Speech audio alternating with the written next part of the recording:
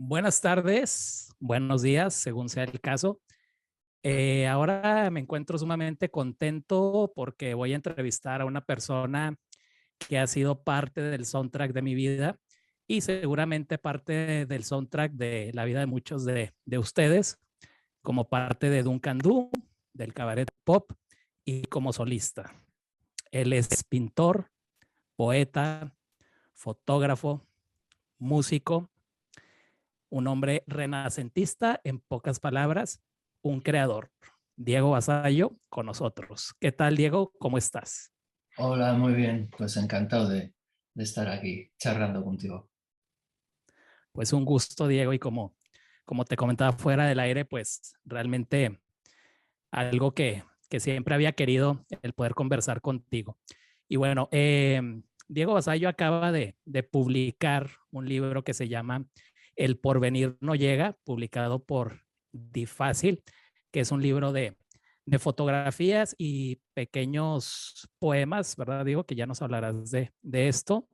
Y Ujú. también está por salir un nuevo disco que se llama Caemos como cae un ángel, el cual cuenta con 7 nuevas canciones que en palabras del autor son como ríos oscuros arrastrando toda su carga de furia, esperanza y redención. Me imagino que es un disco, Diego, como los tuyos, un lago de baladas profundas, ¿no? Sí, bueno, realmente es un disco de 7 canciones porque yo creo que son las canciones más largas que he escrito nunca. Y bueno, para preparar la versión física en vinilo, pues bueno, hay un límite de duración por cara Claro. de vinilo, ¿no? Entonces, por eso el disco al final consta de 7 temas, pero creo que son como 40 minutos de duración o algo así. Con lo cual es, bueno, aunque son 7 temas, es un disco de duración, digamos, Es un habitual. LP, Y claro. sí, son canciones, son un poco, yo las suelo definir este tipo de canción como canciones río, que son canciones que van avanzando todo el rato hacia adelante, con un texto que no se repite en ningún momento. Claro. Eh, Hay pocos cambios armónicos, hay pocos estribillos, entonces es como una especie de base musical para que el texto se desarrolle, ¿no? Esa es un Claro. poco la idea, la idea del disco. Diego, antes de entrar en este tema, en tu nuevo libro y en tu nuevo disco más a fondo, me gustaría invitarte a hacer un viaje al estilo de H.G. Wells con una máquina del tiempo e irnos un poquito al pasado para llegar al presente.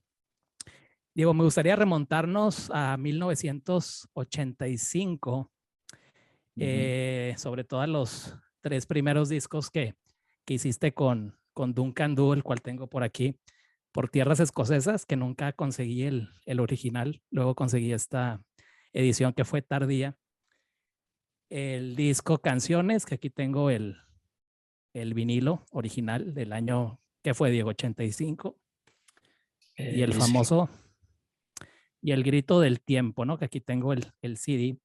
Diego, de esta primera etapa me gustaría preguntarte, ¿cómo era tu proceso creativo en esos años? ¿Era distinto a tu proceso creativo actual? Me gustaría preguntarte también en aquellas épocas, ¿cuáles eran tus influencias? Y si, bueno, Mikel y tú, Mikel que también componía, tenían un proceso tipo Lennon y McCartney que se juntaban a componer o cada uno componía por su lado. Es decir, ¿cómo era ese proceso de aquellos años, Diego?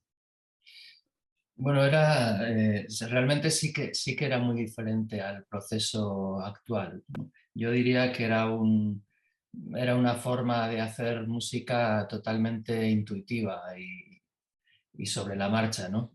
Éramos músicos autodidactas bueno, con una formación muy básica, ¿no? Eh, no éramos realmente buenos instrumentistas, pero lo suplíamos con, no sé, con mucha energía y con mucha pasión, ¿no? Y bueno, no teníamos un método realmente fijado, ¿no? Cada uno más o menos escribía sus canciones. Yo, Sí, aunque tocaba el bajo, yo siempre, para componer canciones, siempre he utilizado la guitarra. Entonces, yo componía mis temas en casa y Miquel los suyos por su lado. Y luego, bueno, nos los enseñábamos, ¿no? Y ya yo empezaba a tocar el bajo, Juan Ramón claro, Viles la batería, bueno, que al claro. principio era solo una caja de batería lo que utilizábamos.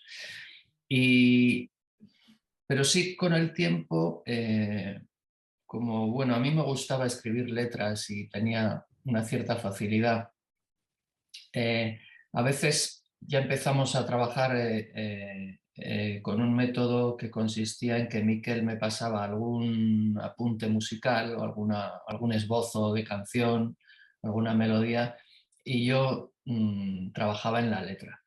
Y eso con el tiempo, la verdad es que se convirtió en algo bastante habitual. Eh, no tanto en esos primeros discos, pero sí en algunos posteriores, en los que ya casi nos repartíamos los roles de Miquel escribía más la música y yo las letras, ¿no? Aunque yo siempre también bueno, he aportado alguna canción completa, pero con el tiempo fue derivando hacia ese método, ¿no? Pero en esos primeros discos, no, en esos primeros discos realmente componíamos por separado casi todas y cada uno las escribía por su cuenta. Claro. Y bueno, Diego, mencioné Duncan Du, mencioné el Cabaret Pop, pero tú venías de otra banda antes de Duncan Du, ¿no? Me parece que se llamaban Los Dalton. Sí, Mm. Sí, bueno, sí, lo que pasa es que los Dalton realmente eh, no llegó a ser ni siquiera un grupo medianamente profesional, ¿no? Era un grupo que teníamos unos amigos del colegio y claro, bueno, y ensayábamos en el local de uno de ellos y bueno, creo que hicimos, no sé, muy pocas actuaciones. A veces tocábamos en casa de mis padres y venían amigos a vernos, pero era una cosa muy amateur realmente. No, no se desarrolló más que eso. Diego, esto no lo tenía aquí como parte de las preguntas, pero ya por curiosidad, ¿cómo fue ese primer contacto con Miquel y con Juan Ramón? ¿Se conocían ya del colegio? Bueno, y a Juanra Viles sí que le conocía yo de hace mucho. De hecho, éramos amigos Ya, y teníamos una pandilla de amigos que salíamos juntos por ahí, ¿no? Eh, a mí que le conocía menos, le conocía más bueno, le conocía de vista y sabía que tenía un grupo. Y le conocíamos a su hermana Leire. Y fue a través de su hermana, que fue quien nos presentó, pues a través de la cual bueno, al final se estableció una cierta relación. Pero al principio éramos conocidos, pero no, realmente no éramos amigos. Hasta que Miquel me propuso formar Duncan Du, y entonces ya ahí sí que la relación se estrechó mucho más. claro. Diego, bueno, de esta época sobresalen 100 gaviotas, sobresalen Esos ojos negros, Una calle de París, La barra de este hotel, entre muchos otros, pero sobre todo sobresale En algún lugar. Y me gustaría preguntarte, Diego, ¿qué se siente haber compuesto una canción que se ha convertido un himno en España, en Latinoamérica? Es decir, ¿estás consciente del alcance que ha tenido esa canción cuya letra es tuya? Sí, bueno, la verdad es que uno no es, yo creo que no es muy consciente, ¿no?, de lo que consigue con las obras. Las canciones, como cualquier obra, ¿no? Yo creo que las haces y luego las lanzas Claro, poco a su suerte al mundo, a quien las quiera compartir. Y realmente es la gente la que hace que algo perdure o esté en una situación determinada, ¿no? Y Eh, Yo esa, dime. no, esa canción en concreto sí, por ejemplo, es una yo creo que de las primeras que ya utilizamos ese método en el que Miquel componía la música y yo la letra. Yo creo que fue quizás una de las primeras. Bueno, para las personas que no sepan, yo estoy en Texas, Diego, me parece que estás en San Sebastián, ¿no? Bueno, estoy en Por- Hondarribia, muy cerca de San Sebastián. Perfecto. Y una anécdota, Diego, hace un par de días aquí en El Paso, Texas, andaba yo caminando a mi perra y había un tipo lavando su coche y tenía en algún lugar en el estéreo del coche y yo pensé, dije, bueno, el alcance que ha tenido esta canción es impresionante y justo lo que mencionabas, digo, que cuando uno compone una canción, pues ya se vuelve parte de la gente, parte del pueblo y me acordé de una frase de Manuel Machado que citaba mucho Facundo Cabral, que decía, hasta que el pueblo las canta, las coplas, coplas no son, y cuando las canta el pueblo ya nadie sabe el autor. Procura tú que tus coplas vayan al pueblo a parar, que al volcar el corazón en el alma popular, lo que se pierde de gloria se gana de eternidad. Ujú. Así que yo Sí, creo sí, que eso es. eres, Eso eres, es. eres eterno, Diego, sin duda alguna. Diego, me gustaría pasar a otro disco que para mí es el parteaguas, lo que, bueno, antes de eso, Diego, me gustaría, me gustaría hacerte una pregunta de este disco, El Grito del Tiempo, que es donde viene en algún lugar. Es un disco que siempre he escuchado a Mikel y a ti decir que es el que menos les gusta, ¿no? Por alguna razón, no sé si, ¿qué fue? ¿Es por la producción, Diego, o por qué? ¿Qué Sí, pasa con ese disco? pues sí, efectivamente tiene que ver con la producción, ¿no? Es un disco eh, que yo creo que contenía, bueno, y contiene muy buenas canciones.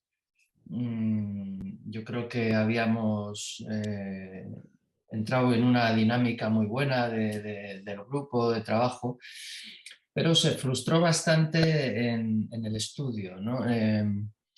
Por lo menos para nosotros, a nivel artístico no conseguimos lo que queríamos. El productor en aquella época tenía pues otras ideas. eh, También recuerdo que era la época de los 80 en la que empezaban a llegar las primeras grabadoras digitales. Ujú. Y eso Las yo creo Tascam, ¿no? que sí, la verdad es que no recuerdo la marca de estas. Lo que sí sé es que era una de las primeras que había llegado a Madrid. Ujú. Y, y yo creo que no controlábamos ni nosotros ni siquiera el técnico de grabación, no controlábamos realmente el sonido que se producía, ¿no? Al grabar con... Estábamos acostumbrados a grabar en cinta y los técnicos también, ¿no? En el estudio. Eh, y entonces yo creo que no se consiguió el sonido que nosotros teníamos en la cabeza, ¿no? Eh, Ya. a nivel de sonido, por ejemplo, yo creo que para mí está más conseguido el disco anterior. El disco Canciones, me parece que a nivel de sonido creo que está más cerca de lo que nosotros queríamos, ¿no? Pero bueno, eso es un tema de producción, efectivamente, ¿no? Y de sonido. Yo creo que es un disco que a nivel sonido ha envejecido peor que otros. Eso, Claro. en cualquier caso, le pasa mucho a muchos discos de esa época, de los 80. Los Ujú. 80, el sonido de los 80 no es especialmente eh, perdurable. Quiero decir que no ha envejecido demasiado bien el sonido en Así es, general de esta década, ¿no? Salvo así es. quizás, pienso que los que mejor han envejecido quizás son los grupos de techno o Así es. electrónicos, porque les va bien ese sonido un poco más artificial, ¿no? Que se Claro, era lo que conseguía te en iba, esa época. Pero los sí, era lo grupos que de te iba a decir. guitarras, los grupos de rock, los grupos de guitarras, mm, todos los discos o la mayoría de los discos de esa década adolecen de una cierta artificialidad que creo que no favorece y no ha favorecido a que envejezcan bien. Claro, hay un contraste entre lo acústico y lo digital, ¿no? De esa Sí, época. Diego, después del Grito del Tiempo viene el disco que para mí me parece es realmente un parteaguas en Duncan Du, que es autobiografía, que aquí tengo el CD que compré a principios de los noventas y tengo también el vinilo original, aunque salió hace poco una reedición, ¿no, Diego? En sí, vinilo, ¿no? ha salido una reedición en vinilo y también salió una reedición del primero, que tú no tienes, el Por Tierras Escocesas. Salió Ujú. una reedición en vinilo en 10 pulgadas. Ah, muy bien. Está muy bien, la verdad es que está muy, muy cuidado. Las reediciones que están haciendo, no lo están haciendo con todos los discos, pero con los que lo hacen, la verdad es que están muy cuidadas, son reediciones remasterizadas y con material extra y realmente son reediciones muy, muy cuidadas. Diego, que me parece que creo escuché a Mikel Erenchu decir que es el primer disco de una banda española en CD que salió en este formato, ¿no? De Es disco posible, doble en caja grande. es posible, sí, sí. Sí, Die- no eran muy comunes los discos dobles en España en aquella época. Y claro. bueno, fue una apuesta que nosotros queríamos hacer. Teníamos claro que queríamos un disco con muchas canciones para probar, sobre todo para probar un montón de cosas y un montón de ideas. Es una maravilla ese disco, Diego. Te lo digo, lo vengo escuchando por más de 30 años y me sigue gustando cada vez más. Es un discazo. Diego, me parece que en este disco llegas a un nivel muy alto como letrista, es decir, cada canción es como un cuento, es como una narración, sobre todo tus letras. Y mi pregunta es, ¿crees haber encontrado en esta etapa lo que los escritores llaman su voz narrativa? Es decir, ¿este disco te define de alguna manera hacia dónde querías ir como letrista? Yo no diría tanto. Yo creo que ha sido toda mi carrera ha sido un proceso, ¿no? Hacia adelante. Realmente las letras que escribo ahora mismo tienen muy poco que ver con lo que escribía Claro. en aquella época. Entonces, no, yo creo que yo he ido aprendiendo sobre la marcha, ¿no? Y cada disco era una aventura bueno, y probábamos cosas diferentes y a nivel de letras pues también, ¿no? Y, y no, yo creo que fue un paso más quizás, pero con los años creo que mis textos han cambiado muchísimo, ¿no? De hecho, bueno, yo creo que en mis textos actuales yo creo que queda poco de lo que, de mis formas de escribir de aquellos primeros discos. Claro, bueno, de este disco sobresalen, bueno, entre muchas, Rozando la Eternidad, Rosa Gris, El viejo camino de la vía del tren, Cuento de la canción de la botella, Mujer sobre el papel, Historias tristes, El chico de los ojos asustados y como te mencionaba, Diego, lo que me gusta mucho de tus composiciones de este disco en particular es que son como pequeñas narrativas, es decir, cuentas una historia en 3 minutos, ¿no? Sí, sí, efectivamente era un poco, son casi como micro relatos Exacto, que no, quizás no se llegan ni a desarrollar, ¿no? Es como casi una puesta en escena de un ambiente o unos personajes. Y como eran canciones además muy cortas, porque claro, hacíamos canciones muy cortas en aquella época, es casi como perfilar una escena, ¿no? Y un ambiente y casi dejar un poco a la imaginación del oyente lo que puede ocurrir después, ¿no? Son como, sí, como mini escenas, ¿no? Yo diría esas canciones. Y además al ser muchas, pues se crean eh, ambientes y momentos como muy diferentes entre sí, ¿no? claro, totalmente. Y, era un poco, esa era un poco la idea de ese disco, ¿no? O sea, hacer un puzzle con muchísimas ideas cortas, y casi sin desarrollarlas. Es como el esbozo de la idea y cuando se empieza a desarrollar, terminar la canción y pasar a otra, ¿no? Esa era un poco la idea de ese disco. Te voy a contar una anécdota, Diego. Yo compré este disco siendo muy joven, tendría yo 11 años. No había escuchado ninguna canción y fue quizás el primer disco que oí de principio a fin y bueno, me encantó. Y tus canciones, Diego, las que tú interpretabas, bueno, yo pensé que las cantaba Mikel en ese entonces yo decía, bueno, estas canciones me gustan más y aquí Mikel hace la voz un poco distinta, se me hacen un poco más grises, más oscuras. Luego ya leí los créditos y bueno, me di cuenta que eran tus canciones y que tú las interpretabas, las cantabas. Y mi pregunta es relacionado a esto, Diego. ¿Qué te lleva en este disco a cantar tú tus propias canciones? Bueno, en los otros discos habías hecho coros, ¿no? Pero no eras tú el intérprete per se. En este disco sí. Y bueno, ¿qué te lleva a hacerlo? Y en mi opinión, Diego, fue una gran elección porque tu voz como que les dio un matiz más sombrío que quedaba muy bien con la melodía y con la letra. Bueno, pues yo creo que fueron varios motivos, ¿no?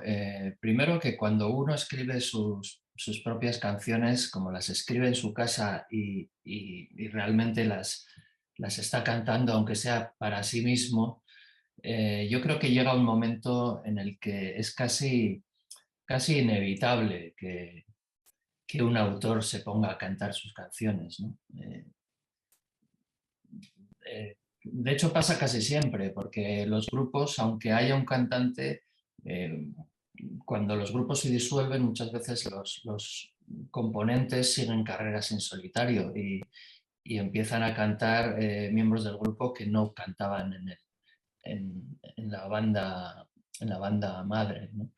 Eso por un lado. Por otro lado, como comentaba antes, nosotros no éramos grandes instrumentistas, éramos unos instrumentistas muy limitados, ¿no?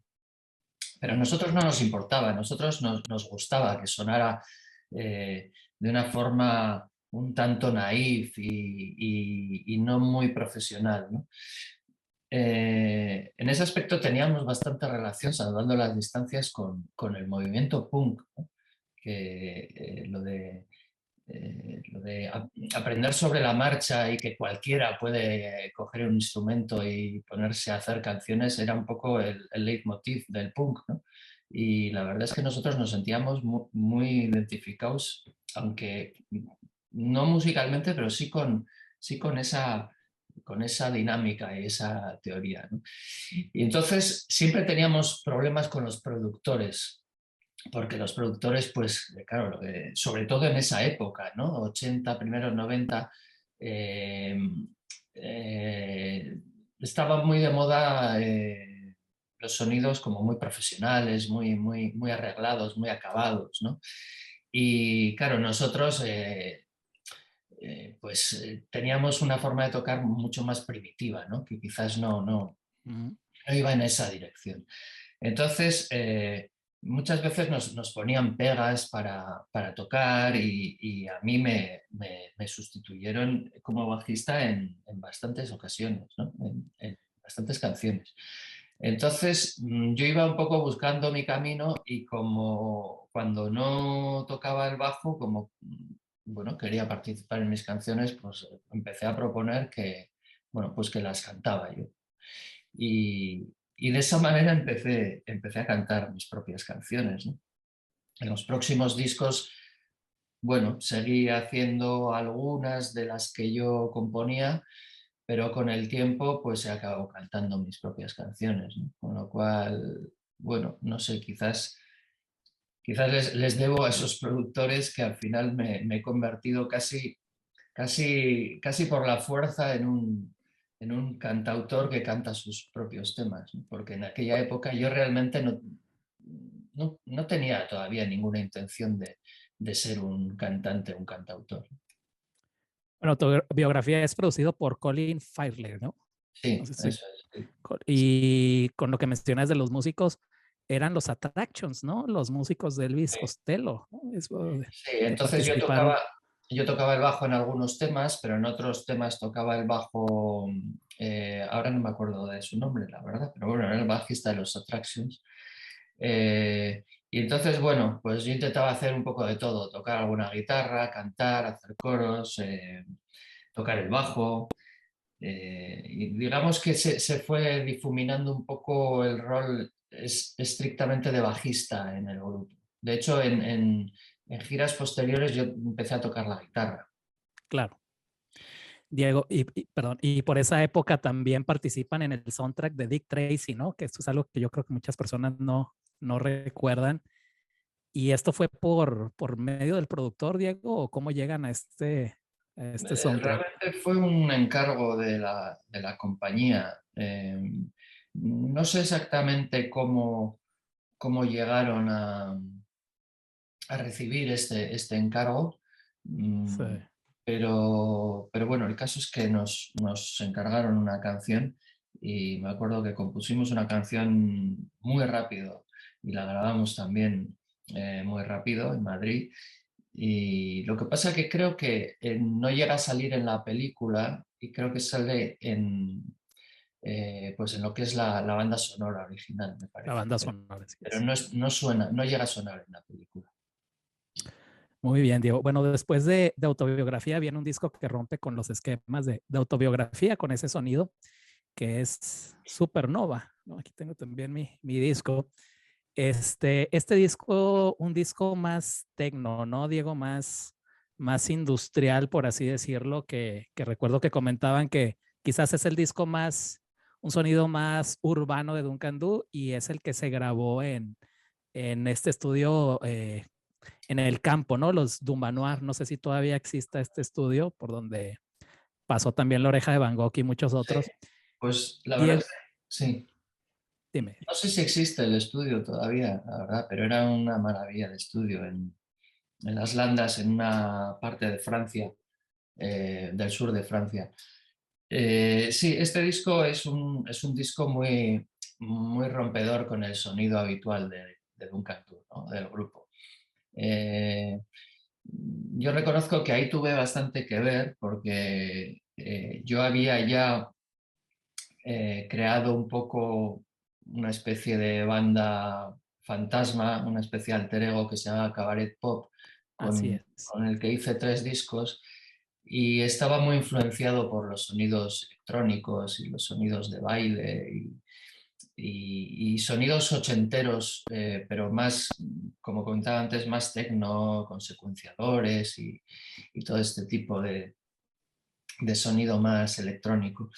Y bueno, pues no sé cómo le convencí a Miquel para hacer un disco con una producción pues más cercana a este tipo de sonidos, ¿no? Y probar qué Sí, pasaba con las canciones de Duncan Du. claro. La verdad es que es un disco un poco extraño en nuestra discografía. Diego, es muy interesante lo que mencionas porque si bien es cierto que el disco en perdón, que el sonido en este disco es más tecno, más industrial, luego los temas cuando los interpretaban en vivo, como en el Teatro Victoria Eugenia, pues quedaban muy bien con ese sonido más austero de Duncan Du, ¿no? Yo creo que estas son las grandes, así son las grandes canciones, ¿no? Las que pueden traer mucha producción en el disco, pero igual suenan bien o mejor con nada más una guitarra acústica, ¿no? Y bueno, de este disco me refiero, por ejemplo, a La Casa Azul, ¿no? O Rose, que cuando se interpreta en vivo en el Victoria Eugenia, pues suena distinto, pero suena igual de bien, ¿no? Y mi pregunta, de hecho, iba por ahí, Diego. ¿Qué te lleva a formar el cabaret pop que se acerca un poquito al sonido de Supernova? ¿Y qué recuerdos tienes de esa etapa de cabaret pop, de esos primeros discos? Bueno, pues yo creo que yo lo que me empuja a crear Cabaret Pop es una necesidad de probar cosas distintas, ¿no? Sin más. A mí me gustaban cosas muy diversas, ¿no? Nosotros empezamos escuchando mucho rock and roll muy primitivo de los 50. Luego también nos influyó mucho la New Wave, la nueva ola, sobre todo británica. Luego también bandas de los 80. pero a mí también me empezó a interesar mucho la música más electrónica y los sonidos más ochenteros de gente como David Bowie y bueno, Depeche Mode y Claro. Prince, en fin, bueno, cosas ya muy diversas, ¿no? Que se alejaban un poco de nuestros gustos eh, principales, digamos. Y entonces, bueno, al principio como me daba la sensación de que eso tenía poco que ver con Duncan Du, pues por eso me inventé como una banda fantasma que en realidad no era una banda, porque era yo con algunos colaboradores, para dar un poco rienda suelta a ese otro tipo de influencias, ¿no? Y probar con música hecha con ordenadores y ese tipo de cosas, ¿no? Y bueno, y por eso realmente fue casi como un experimento, ¿no? Lo de Cabaret Claro. Pop. Y bueno, no duró mucho, hice dos discos y un tercero que ya yo creo que ya estaba un poco Alejado. en el camino ya de mis primeros discos en solitario, ¿no? Claro, que inclusive ese tercer disco que mencionas ya se llama Diego Basayo y el Cabaret Sí, Pop, ¿no? eso Mientras que es. los otros dos es Cabaret Pop nada más. Sí, Diego, es como un puente, ¿no? Entre el claro, Cabaret Pop y mis discos en solitario. eso de poner Diego Basayo y el Cabaret Pop, ¿era como ya empezarte a deslindar o fue algo de la disquera? Sí, sí, no, era como ya, quizás todavía no tenía claro cómo firmar solo con mi nombre y, bueno, fue una especie sí, de enlace entre Cabaret Pop Y y mis discos criaturas. en solitario, pero realmente ya, mm, yo creo que el experimento Cabaret Pop ya había casi terminado y ya empezaba yo a hacer mis propios discos, ¿no? Y ese es posible que se pudiera considerar casi como mi primer disco en solitario. Ese disco me gusta mucho. Polaroids, Diego, tanto la canción como el video que hicieron se me hace algo magnífico. Me gustaría mencionar de Cabaret Pop que me llamaba la atención que estaba Edith Salazar, ¿no? Como tecladista, que para los que no sepan, Edith Salazar fue una parte muy importante en lo que para mí son los mejores discos de Miguel Bosé, que son los primeros de los años 90, entre ellos Bajo el signo de Caín. Así que bueno, tenía tenía Sí. ese apunte, quería mencionar a Edith Salazar. Eh, Diego, bueno, a partir de 1991, eh, después de Supernova, tanto Miquel como tú empiezan ya carreras en solitario, ¿verdad? Tú empiezas con el Cabaret Pop, Miquel saca el famoso Naufragios, el cual por aquí tengo el vinilo también de aquella época, en donde tú colaboras, ¿no? Aquí con una canción en Naufragios, no recuerdo cuál Sí, es. sí. Eh, y, Pues la verdad es que ahora no me acuerdo ni el título, pero le hice una canción, sí. sí, No sé, bueno, era no sé si es la Champán. de Champán, Sí, Champán, ¿no? es esa, Champán. sí. Es esa, sí. Diego, no sé cómo plantearte esta pregunta, pero bueno, empiezan carreras en solitario y después se juntan oficialmente para hacer dos discos de Duncan Du, ¿no? Que sería Piedras y Crepúsculo. Bueno, estuvo el Victoria Eugenia, el en vivo, y luego en el 98 salió el colección que tiene por ahí 4 canciones nuevas, muy buenas, por cierto, pero discos como tales, como Duncan Du, Mm. eh, Piedras, que se me hace un discazo. Aquí tengo el vinilo, que este vinilo se hace que es difícil de conseguir, más bien este, en una época donde ya casi no se hacían vinilos.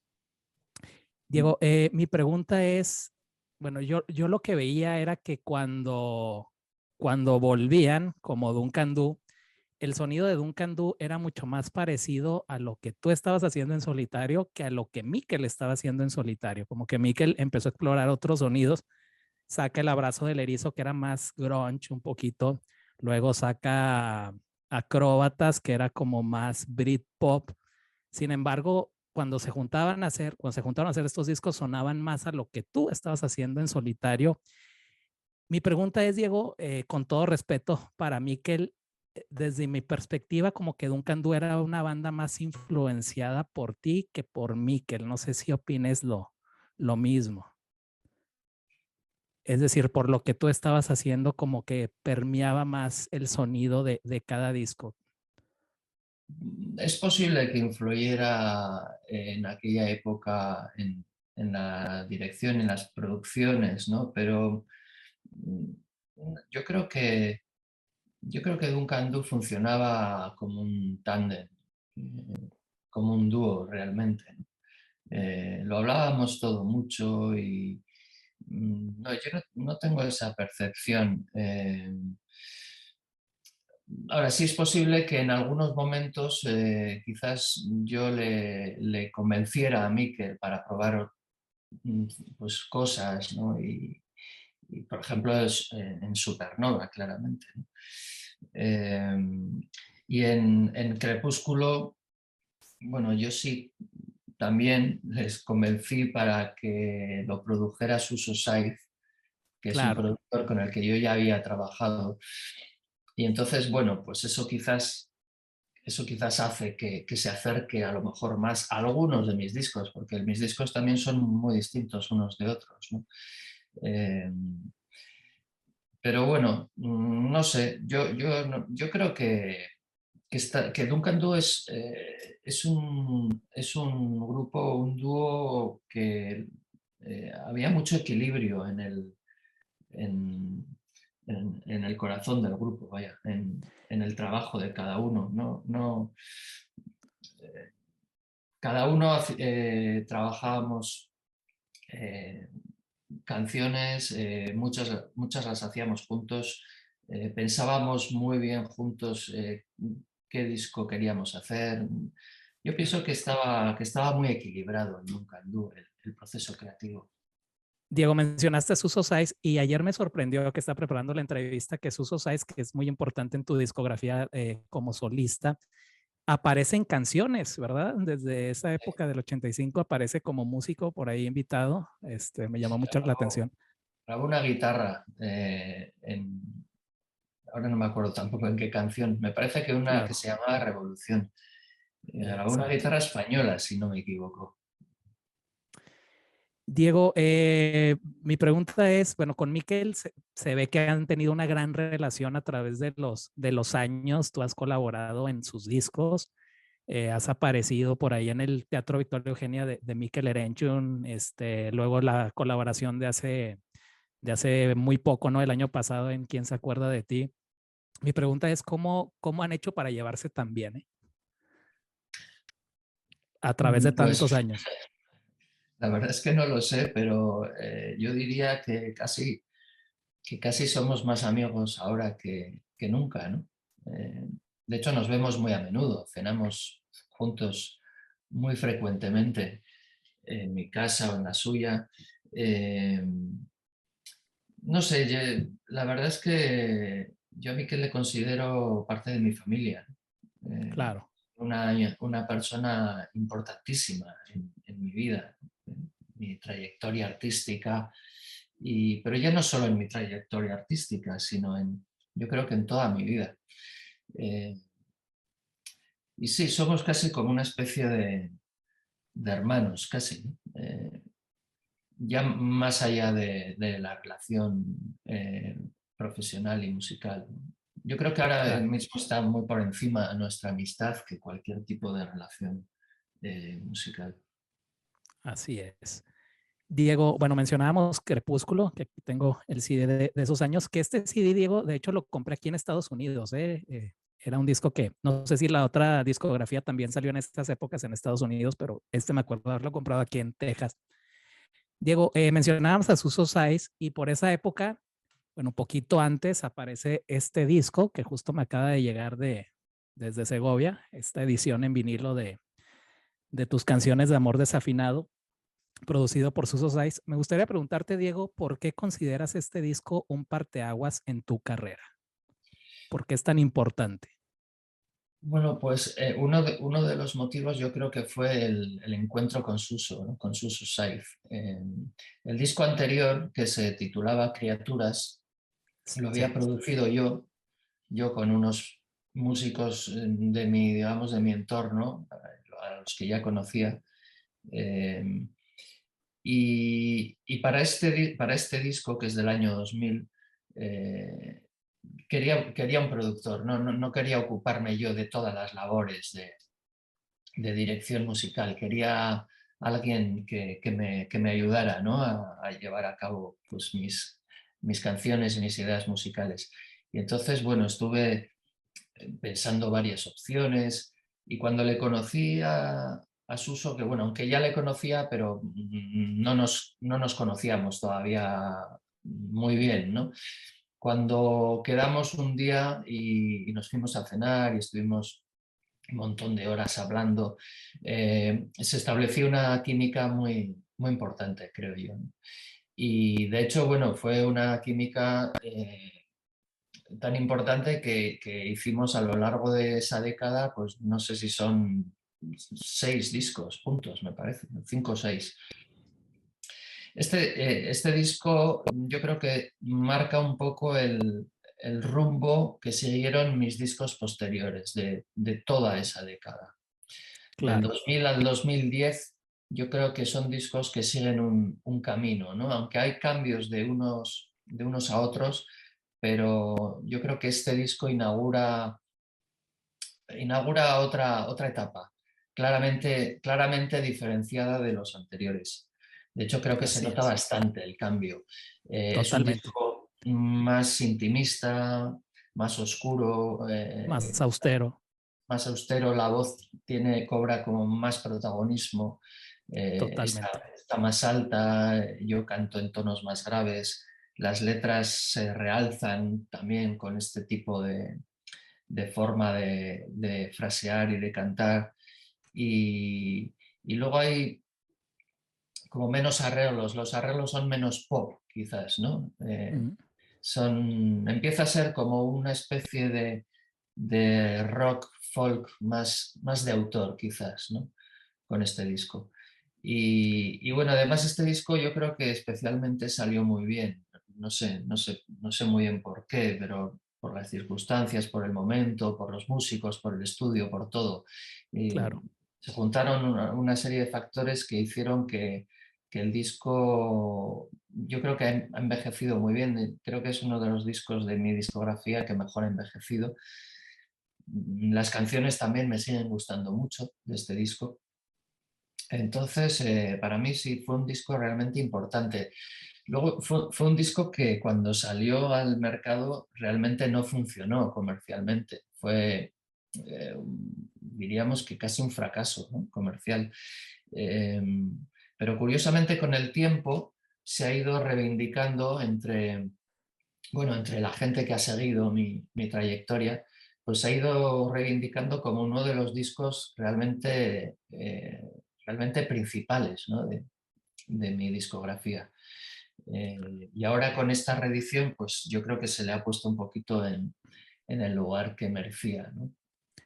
Que algo que me llamó la atención, Diego, es que fue masterizado por Gonzalo Lacheras. Bueno, no sé si estoy pronunciando bien Las el eras, apellido. eras, Las Heras. las Que, eras. que Gonzalo Las Heras era por aquel entonces el director musical de Luis Eduardo Aute, si mal no me equivoco.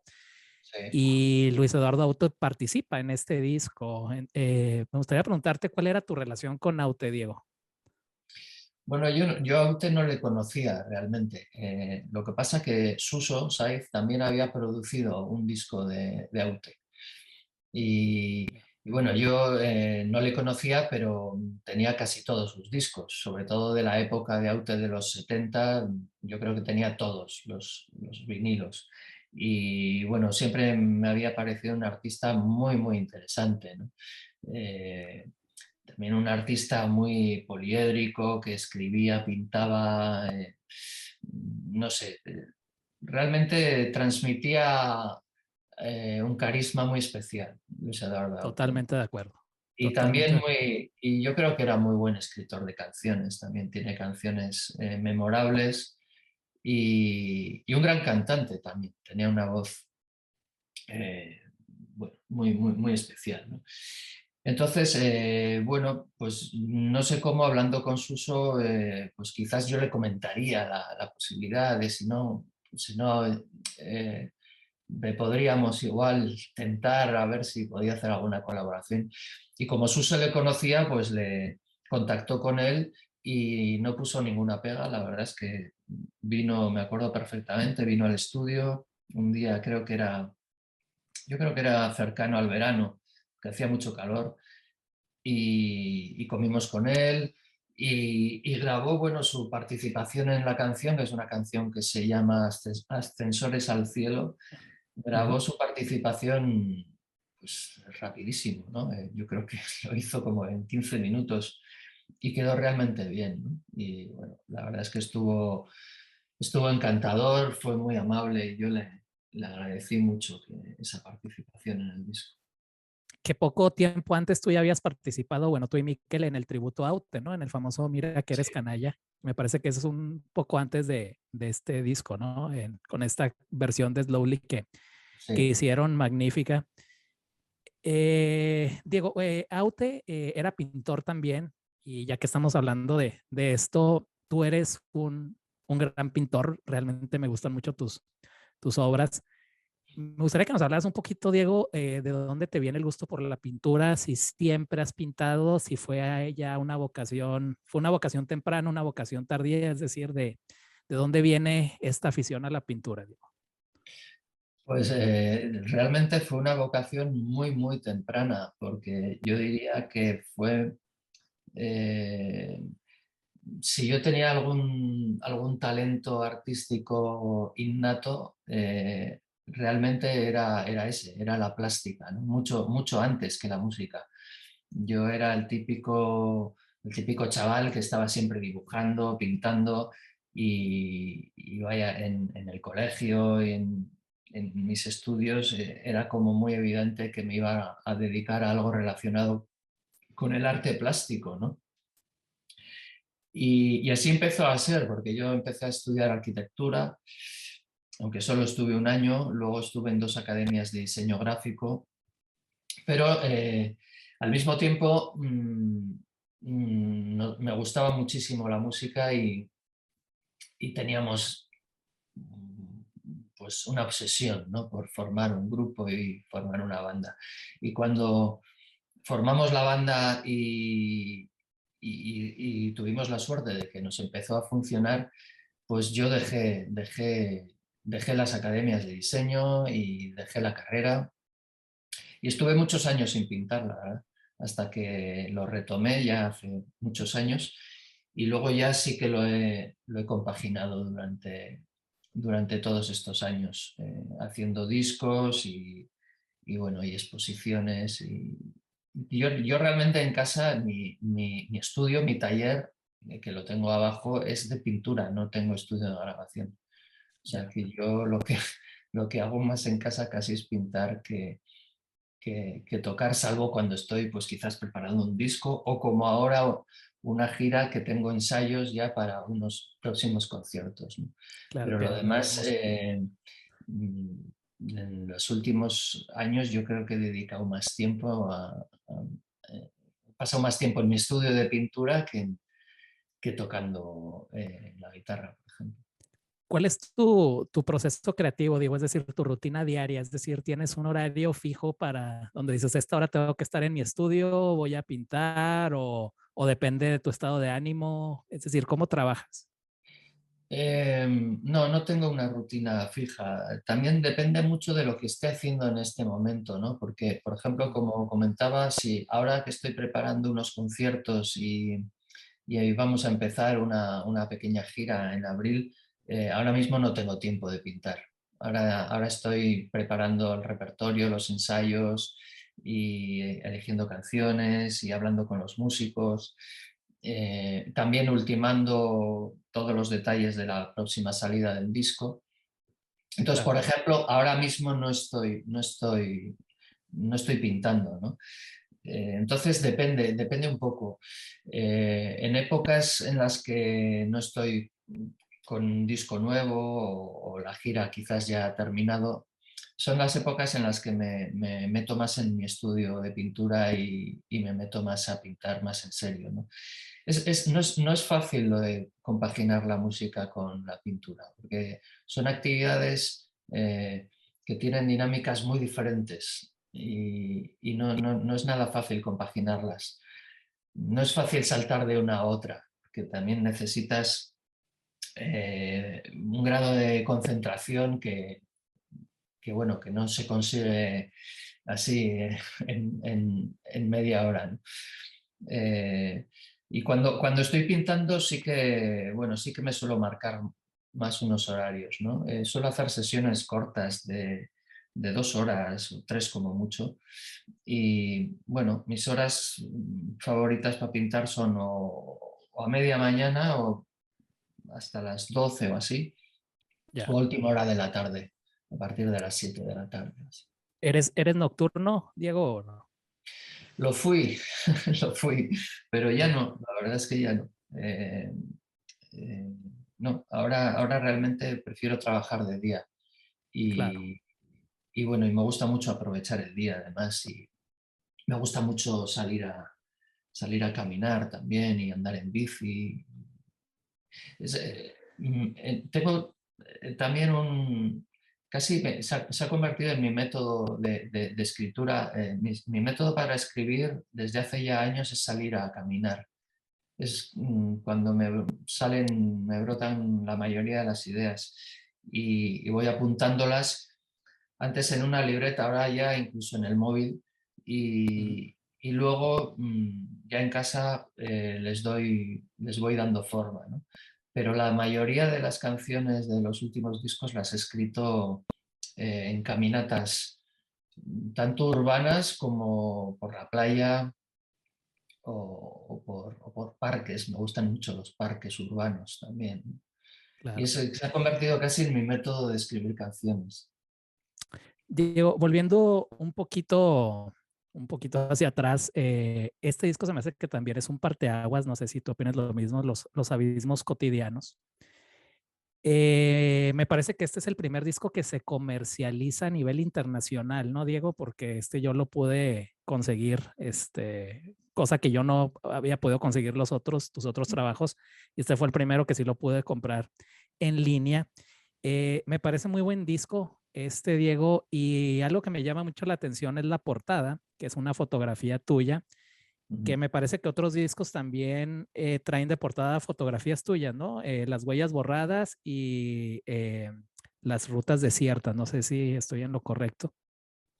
Sí. Y aquí me gustaría saltar, Diego, a tu nuevo libro que es de fotografía y pequeños textos, el cual no he podido conseguir, así que te confieso que no lo he leído, pero me gustaría que nos hablaras un poquito de este libro, que son fotografías que ya habías, algunas de ellas publicado en Instagram, ¿no? Donde estás Sí. bastante activo.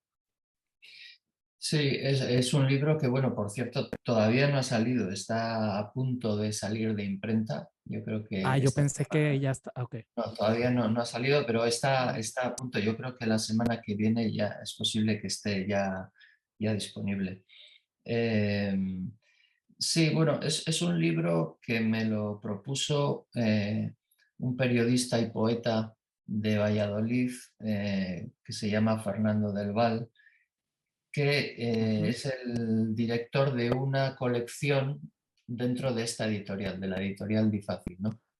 Y es una colección que él quiso hacer con artistas autores que escriben libros, pero que también se dedican a otras facetas artísticas, ¿no? Y, y bueno, yo creo que él vio estas fotos y estos pequeños textos que yo había compartido en las redes sociales y me propuso hacer este libro. Entonces ya me puse más a ello y, y aunque sí aparecen algunos textos que ya se habían compartido en las redes, luego me puse a escribir pues muchos otros que ya no se han compartido, ¿no? Y digamos que es una especie de diario, eh, mezcla pues la entrada de diario con el poema en prosa, quizás.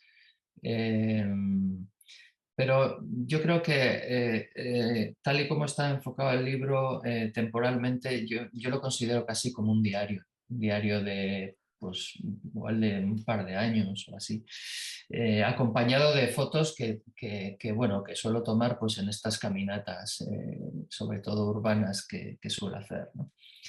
Y, y bueno,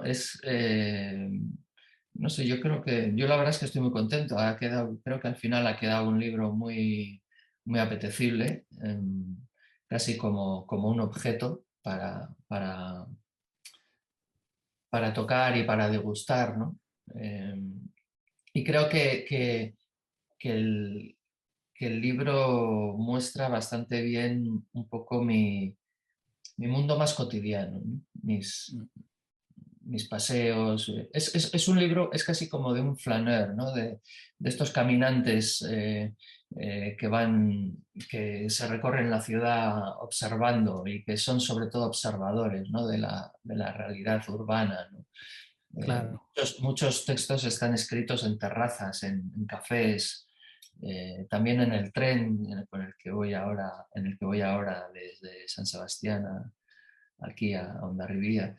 Eh, es un libro, sí, de alguien que va observando y toma apuntes, ¿no? En una libreta.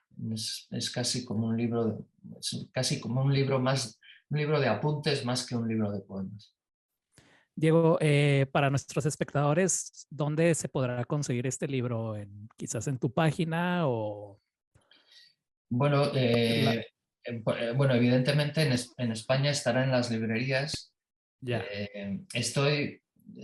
Estábamos intentando a ver si conseguíamos la posibilidad de que alguien lo pudiera distribuir en México. ujú, Y si no, me imagino que se podrá encargar directamente a la editorial. Es claro. editorial Difácil, en Valladolid. Me imagino que ellos sí tendrán algún servicio de compra a distancia. Perfecto, Diego. Y bueno, cabe recalcar que no es el primer libro que publicas, ¿no? Existe por ahí Al margen de los días, poemas, pinturas y baladas, canciones que no fueron, El cuaderno de pétalos de elefante con Suso Sáez, que este me parece que venía con un CD, ¿no, Diego? ¿O estoy equivocado? Sí, Y también, y La máquina del mundo, ¿no? Con Roger Wolf, que esto, bueno, era como un disco libro también, ¿no? Esto de La máquina del mundo. bueno, la máquina del mundo realmente es más un disco. Es un Ya. disco con textos de Roger Wolf, Ujú. un, un poeta, un poeta inglés, pero que ha vivido, yo creo que siempre en España, al que conocí en un recital en San Sebastián. Y, y bueno, nos pusimos en contacto y surgió la idea y las ganas de colaborar en algo, ¿no? Y entonces, la verdad es que es un trabajo que yo creo que quedó muy bien. Es un trabajo que a mí me gusta mucho, también dentro de mi trayectoria. Son textos de Roger Wolf, algunos musicados por mí, en los que yo canto, y otros recitados por él, con fondos instrumentales pues, de Suso Saiz o de José Rasenperena, que es un pianista también con el que he colaborado Claro. mucho.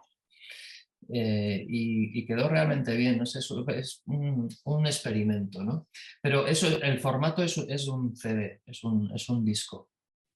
Claro que, bueno, para la gente que nos está viendo, este disco está en las plataformas digitales, ¿no? Al menos en Spotify, que es donde yo En lo he Spotify podido, está. lo he podido escuchar. Diego, se me hace muy interesante tu relación con las redes sociales, sobre todo con Instagram, que la usas como una herramienta creativa, ¿no? Y por otra parte, se me hace también interesante que tus discos los sacas también en vinilo a la vieja usanza. ¿Cómo le haces para combinar la modernidad con esta vieja usanza de seguir publicando discos, Diego? Es decir, me parece muy buen balance. ¿Cómo se pueden utilizar las redes sociales como un medio creativo? Tú que lo haces. Bueno, a mí es que las redes sociales simplemente como medio de difusión no me terminan de interesar demasiado, ¿no? Entonces, procuro, bueno, procuro introducir algo más de contenido, ¿no? De contenido creativo, aunque por supuesto luego pues anuncio los lanzamientos de mis discos, o de conciertos o de vídeos o de este libro. Pero sí he metido textos, he metido poemas. En Instagram en concreto tengo son dos cuentas y Ujú. una la reservo exclusivamente para fotos y cuadros, ¿no? Fotos, pero fotos sacadas por mí, no fotos. O sea, son fotos en las que yo nunca aparezco, quiero decir, Claro. casi todas son paisajes y también cuadros, ¿no? Y la otra cuenta ya es un poco más, digamos, más profesional en el sentido de que, bueno, voy anunciando novedades y discos y conciertos y este tipo de cosas, ¿no? Pero bueno, sí me gusta, por ejemplo, Twitter, que es una red como muy escueta, ¿no? Para eh, poner comentarios como muy breves. Ujú. Me gusta a veces también romperlo y hacer poemas largos y enlazar un tuit con otro, de Claro. forma de que se pueda leer un texto seguido, ¿no? Y sí, me gusta utilizar las redes también de esta manera, ¿no? De todas formas, no dedico el tiempo que haría falta a las redes porque la verdad es que no me da tiempo. No me da tiempo a hacerlo y ¿Y entonces, bueno, tú las manejas personalmente o tienes alguien que las sí, maneja? no, yo las manejo Ya. personalmente y por Ujú. eso de ahí que a veces me paso pues una temporada sin introducir nada, ¿no? Ujú. Porque, bueno, Claro. porque no siempre tengo tiempo de estar pendiente de las redes, ¿no? Bueno, no sé, las redes es un arma de doble filo, ¿no? Están muy bien como herramienta, eh, pero, pero bueno, no me gusta que todo venga de las redes, ¿no? También me gusta la información, digamos, más tradicional por prensa, radio y otros canales, ¿no? O webs musicales o artísticas, ¿no? Y, y bueno, pero bueno, como herramienta me parecen útiles y bueno, yo me lo planteo así como una herramienta más, ¿no? Claro. Diego, me gustaría mencionarte varios artistas que yo creo que que han tenido bastante influencia en ti. Me gustaría qué opinas de cada uno. Puede ser una opinión breve. Primero es Serge Gainsbourg.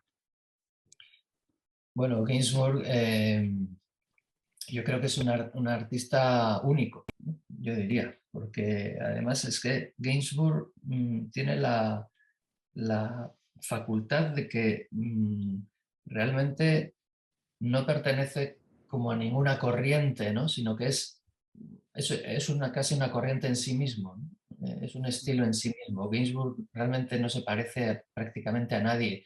Es que quizás al principio, cuando era más un cantautor bueno, a la manera de los cantautores franceses de los 60, pero enseguida se fue por otros derroteros, ¿no? Y en los 70, por ejemplo, que para mí tiene casi sus mejores canciones, sus mejores obras, se hizo ya un artista y un personaje totalmente peculiar y único, ¿no? Me parece Claro. fantástico, me gusta muchísimo Gainsbourg, especialmente en la década de los 70. Y yo creo que creó un estilo, ¿no? Es el estilo Gainsbourg que no se parece, yo creo, a casi ninguna otra cosa. Muy bien, Diego. Bob Dylan. Bueno, Bob Dylan claro, Bob Dylan me parece a mí uno de los mayores artistas musicales del siglo XX, pero creo que no solo a mí, ¿no? O sea, Bob Dylan tiene tantos seguidores bueno, es algo hasta obvio, ¿no? ¿Merecía Pero el bueno, Nobel?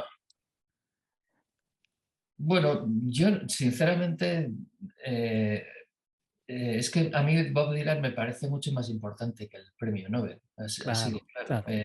Es decir, me parece algo casi sin importancia, ¿no? Ujú, Bob Dylan es una cumbre en la música popular eh, totalmente. del siglo XX y, y entonces que le den un Nobel o no me parece totalmente irrelevante, ¿no? Así es. Eh, lo que sí me... Y luego es un artista con tantas etapas tan diferentes unas de otras en su carrera, ya muy larga, Mm, que es fascinante. Seguir la carrera de Dylan desde sus primeros discos hasta los últimos es claro. un ejercicio fascinante de cómo alguien puede evolucionar y, bueno, y cómo construye una carrera tan impresionante, ¿no? De hecho, a mí la última etapa de Bob Dylan, pero de la última etapa yo diría que desde hace 20 años, desde el año 2000 o así, Ujú. eh, es de las etapas que más me gustan de Bob Dylan. A mí también definitivamente, a partir del disco este de Love and Theft, que se me hace que es del 2000, Sí. también me gusta bastante. Y, Y y eso es muy difícil de decir o sea, se puede decir de muy pocos artistas ya con una trayectoria tan larga y de cierta edad, ¿no? Eh, claro, yo no lo, es que casi no sé si lo podría decir de nadie más. Dylan es un caso también único, único en la música y realmente me gusta mucho de Dylan lo bien que está envejeciendo musicalmente y como artista. Diego Leonard Cohen. Bueno, Leonard Cohen pues es otro grande y también otro artista que, que también marca un estilo en sí mismo, que no se parece tampoco a nadie. Eh, Además, muchos artistas se pueden acercar a Leonard Cohen, pero Leonard Cohen realmente no se parece a nadie. Es un estilo en sí mismo. Eh, un, Uno de los primeros junto a Dylan y bueno, y a unos cuantos más, pero de los que introdujo la poesía en la música rock, en la música pop y creando canciones pues muy importantes, ¿no? Y marcando la dirección a muchísimos artistas a los que nos ha influenciado y marcando el camino, ¿no? Y un ejemplo también, no sé, de todo, ¿no? De persona y de intelectual. Y era alguien que transmitía muy buena energía, ¿no?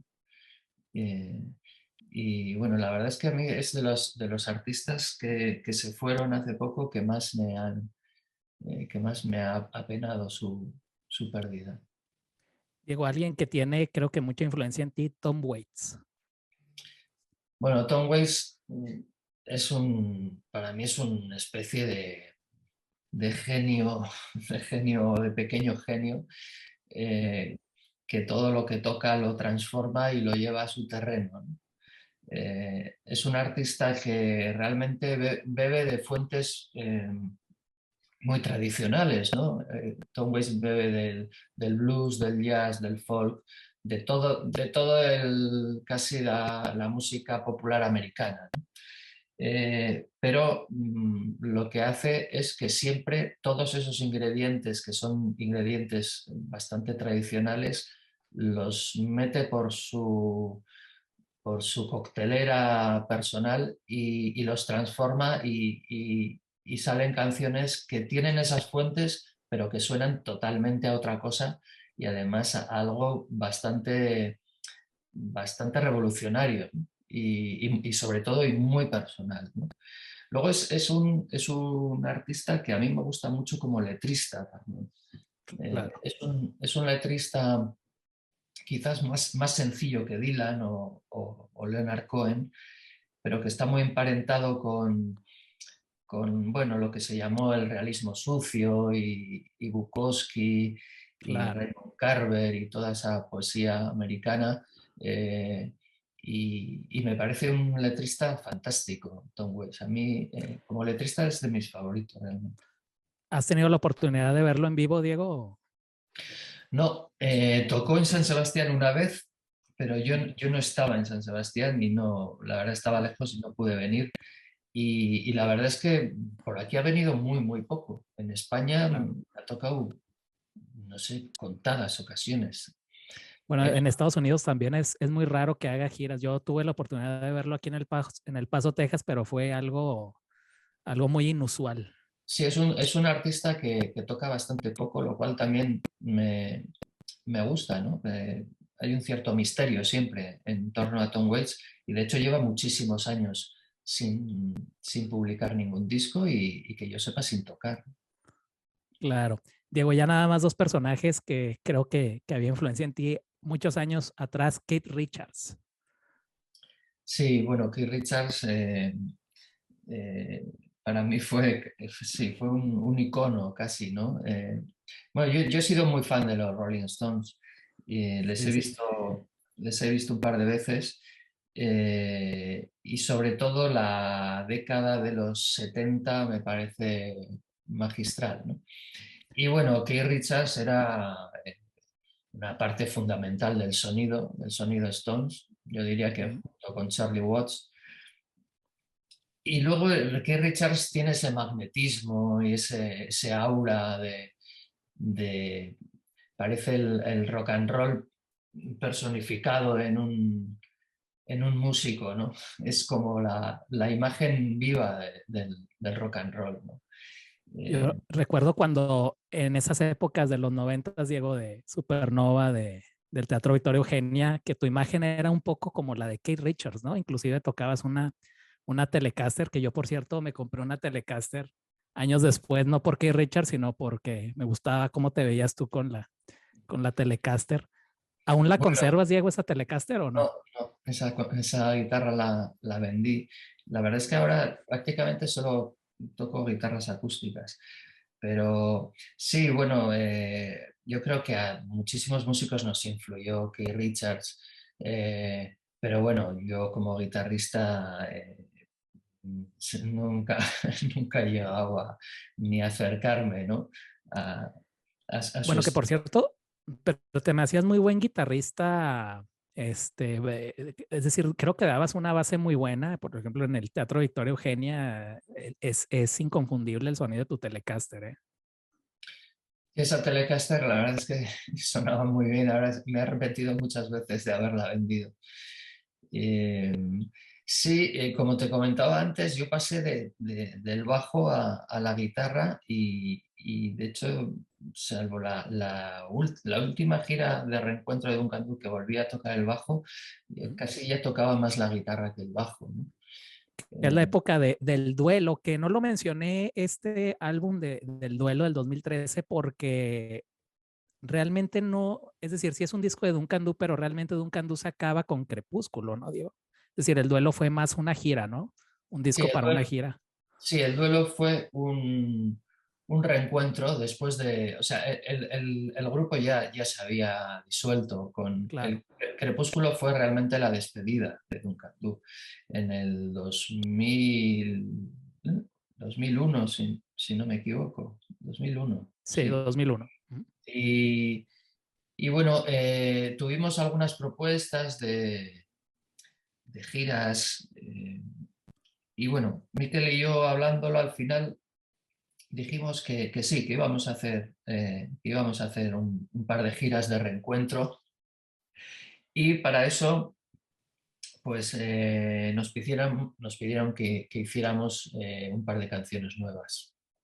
Entonces nos pusimos a trabajar y al final, como nos estaba gustando lo que estaba saliendo, hicimos 6 y sacamos un mini LP,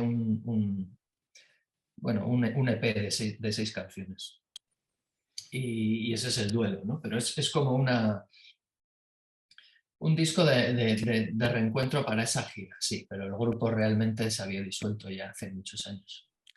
Muy bien. Que ahí tocabas un Hufner, ¿no? Un bajo Sí, como el de Paul Faulkner, McCartney, sí, que también aparece en... ese Ese todavía lo todavía lo tengo. tienes.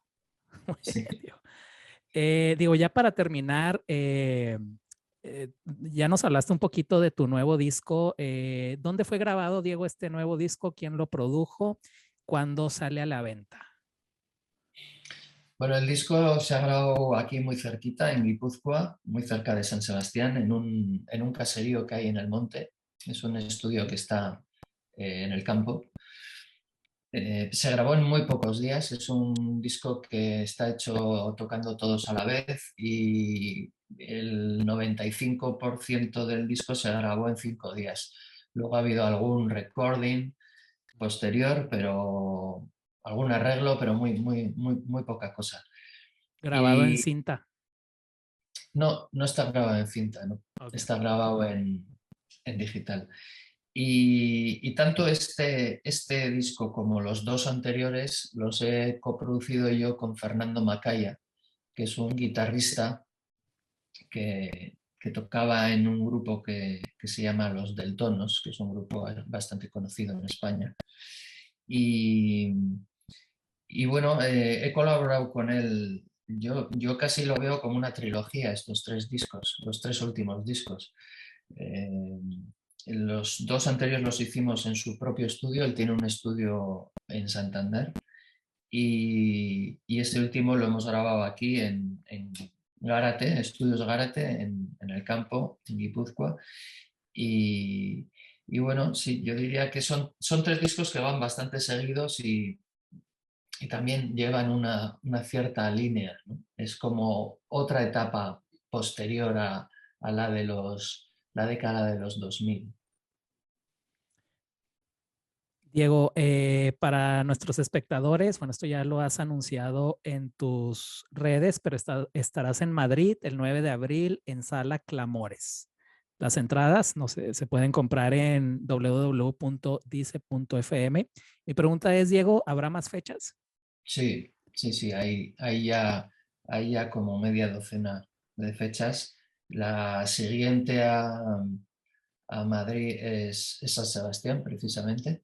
El día, pues ahora la verdad es que no me acuerdo, no las tengo aquí delante, es el veintitantos de abril.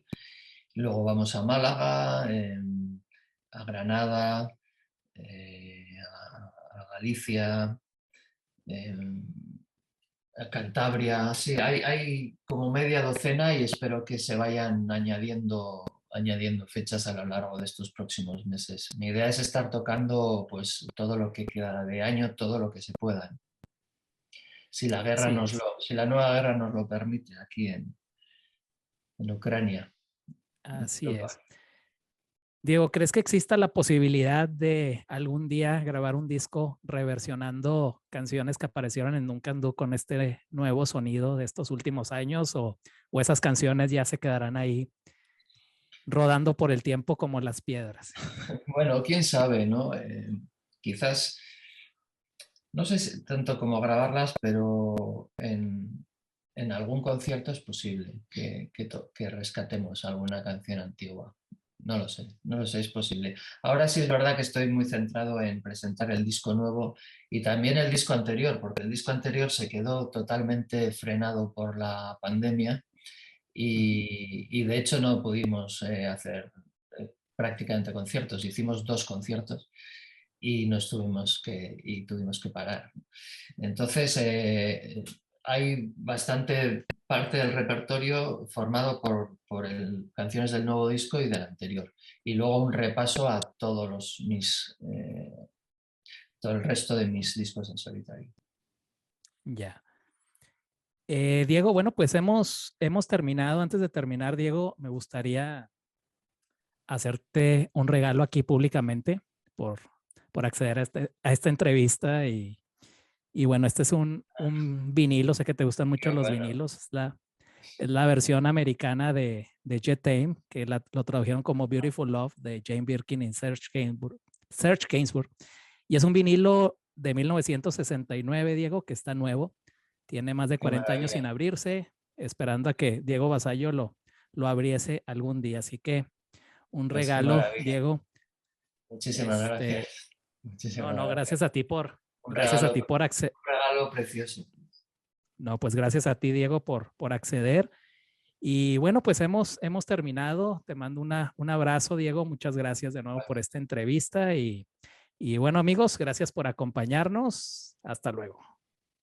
Gracias.